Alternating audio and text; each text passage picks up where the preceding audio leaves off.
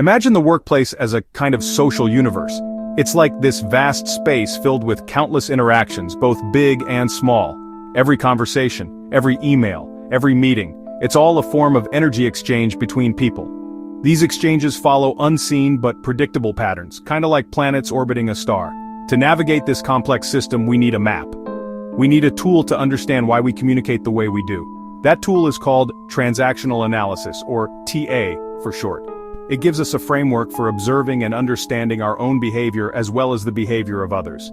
It helps us decode the hidden language of human interaction.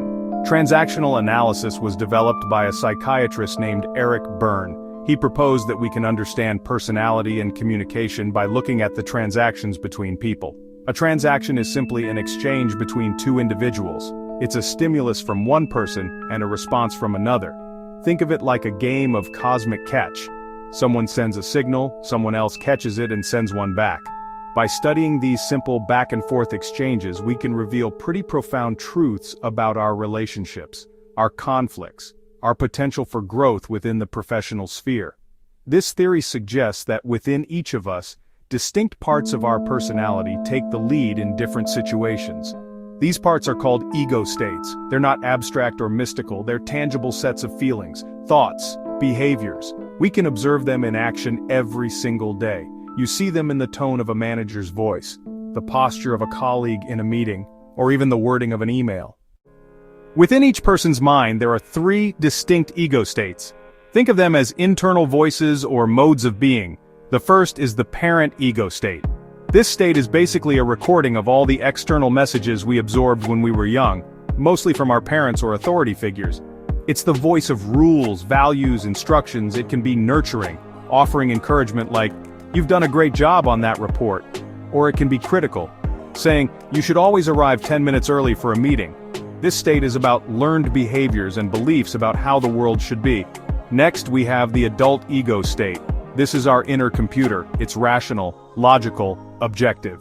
The adult isn't driven by past feelings or ingrained rules. It operates right here in the present moment. It gathers information, analyzes facts, weighs probabilities, makes decisions based on data. When you're calmly solving a complex technical problem, comparing pros and cons of a business strategy, or asking, "What are the key performance indicators for this project?" you're in your adult ego state. It's the voice of reason and present moment awareness. Finally, there's the child ego state. It's a recording of feelings and experiences from childhood. It's the seat of emotions, creativity, curiosity, spontaneity. The child has different facets. The natural child is playful and uninhibited. The adapted child has learned to comply with or to rebel against parent figures. When you feel a surge of excitement about a new idea, or a wave of frustration when a project is blocked, you're experiencing your child ego state. It's the source of our deepest feelings, parent, adult, child. When two people communicate, their ego states interact. These interactions are the transactions, the complementary transaction, the simplest and most effective type. Could you please send me the sales figures for the last quarter? Of course, I will have them on your desk by noon. The lines of communication are open and parallel. The work gets done efficiently, without emotional friction. This is pretty much the ideal for most workplace interactions. However, communication can easily get derailed.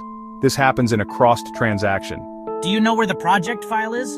You should know where it is. You need to be more organized. The communication lines have crossed.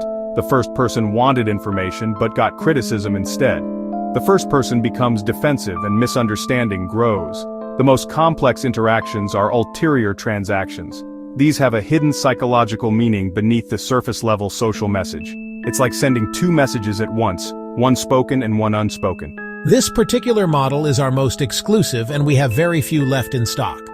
The overt message is about product availability. The hidden message targets emotion. You should feel special and buy this now before it's gone. This type of transaction is often used in negotiation and sales. Recognizing these patterns in real time is a powerful skill. When a discussion becomes tense, you can pause and ask yourself, was that a cross-transaction? I don't know if I can handle all this. I understand it feels like a lot, but I'm here to support you. A critical parent response, you need to step up and figure it out, would be a cross-transaction. That likely damages morale and confidence. The choice of response really dictates the trajectory of the relationship. Beyond our moment-to-moment interactions, transactional analysis suggests that we each hold a core belief about ourselves and others.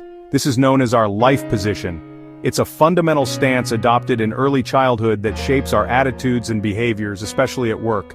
There are 4 primary life positions. I'm okay, you're okay. Position of a winner.